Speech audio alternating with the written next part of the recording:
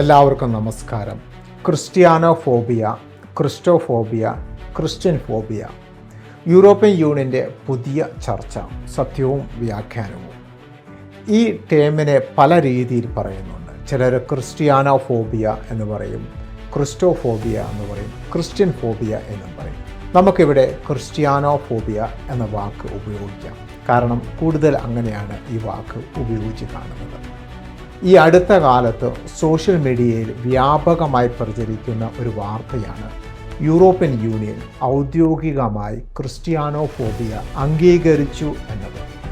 ഈ വാർത്ത ക്രിസ്ത്യൻ സമൂഹത്തിൽ വലിയ ശ്രദ്ധ നേടി.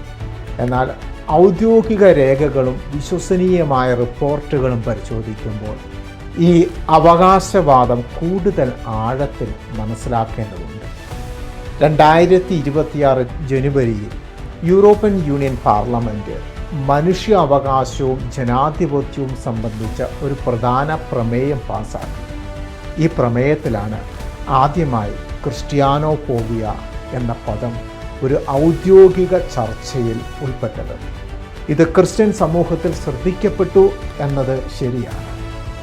ഈ പ്രമേയം ലോകമെമ്പാടുമുള്ള മതസ്വാതന്ത്ര്യ പ്രശ്നങ്ങളെ എടുത്തു കാട്ടുന്നു എന്നതും സത്യമാണ്. പ്രത്യേകിച്ച് ക്രിസ്ത്യാനികൾ നേരിടുന്ന വിവേചനവും പീഡനവും സംബന്ധിച്ച ആശങ്കകൾ ഇതിൽ പരാമർശിക്കുന്നു. ചില ക്രിസ്ത്യൻ ഓർഗനൈസേഷൻസ് റിപ്പോർട്ട് ചെയ്യുന്നത് പോലെ ക്രിസ്ത്യാനികൾ ലോകത്തിലെ പീഡനം നേരിടുന്ന മതവിഭാഗങ്ങളിൽ ഒന്നാണ്. അതേസമയം ഹ്യൂമൻ റൈറ്റ്സ് വിത്തൗട്ട് ഫ്രോണ്ടിയേഴ്സ് പോലുള്ള മനുഷ്യാവകാശ സംഘടനകൾ വ്യക്തമാക്കുന്നത് ക്രിസ്ത്യാനോഫോബിയ എന്ന പദം ഉപയോഗിച്ചതുകൊണ്ട് അത് ഒരു നിയമപരമായ അംഗീകാരം ആയി മാറിയിട്ടില്ല എന്നതാണ്. ഇത് ഇപ്പോൾ ഒരു ചർച്ചയുടെ തുടക്കമാണ്, അന്തിമ നയമല്ല. European centre for law and justice പുറത്തിറക്കിയ റിപ്പോർട്ടുകൾ പ്രകാരം യൂറോപ്പിൽ കഴിഞ്ഞ വർഷങ്ങളിൽ 100 കണക്കിന് ക്രിസ്ത്യൻ വിരുദ്ധ സംഭവങ്ങൾ രേഖപ്പെടുത്തിയിട്ടുണ്ട്. പള്ളികൾക്ക് നേരെയുള്ള ആക്രമണം, മതചിഹ്നങ്ങൾക്കെതിരായ അപമാനം, വിശ്വാസ പ്രകടനത്തിനുള്ള നിയന്ത്രണങ്ങൾ തുടങ്ങിയവയാണ് ഇവയിൽ ഉൾപ്പെടുന്നത്.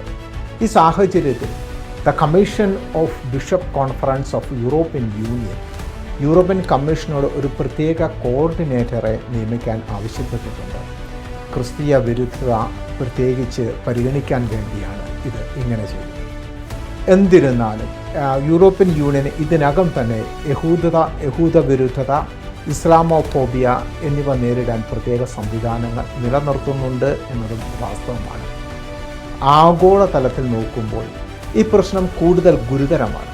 വിവിധ അന്താരാഷ്ട്ര റിപ്പോർട്ടുകൾ പ്രകാരം ലോകമെമ്പാടും കോടിക്കണക്കിന് ക്രിസ്ത്യാനികൾ പീഡനവും വിവേചനവും നേരിടുന്നു. പ്രത്യേകിച്ച് ആഫ്രിക്ക, മിഡിൽ ഈസ്റ്റ്, ഏഷ്യ എന്നീ പ്രദേശങ്ങൾ. യൂറോപ്പിൽ അത്ര ശക്തമല്ലെങ്കിലും സാംസ്കാരികവും സാമൂഹികവുമായ സമ്മർദ്ദങ്ങൾ ക്രിസ്ത്യാനികൾക്ക് എതിരെ നിലനിൽക്കുന്നു എന്ന് വിദഗ്ധർ പറയുന്നു. അതിനാൽ യൂറോപ്യൻ യൂണിയൻ ക്രിസ്ത്യാനോഫോബിയയെ ഔദ്യോഗികമായി അംഗീകരിച്ചു എന്ന വാചകം ഭാഗികമായി ശരിയാണ്. കാരണം ആ പദം ഇപ്പോൾ ഔദ്യോഗിക ചർച്ചകളിൽ വന്നിട്ടുണ്ട്.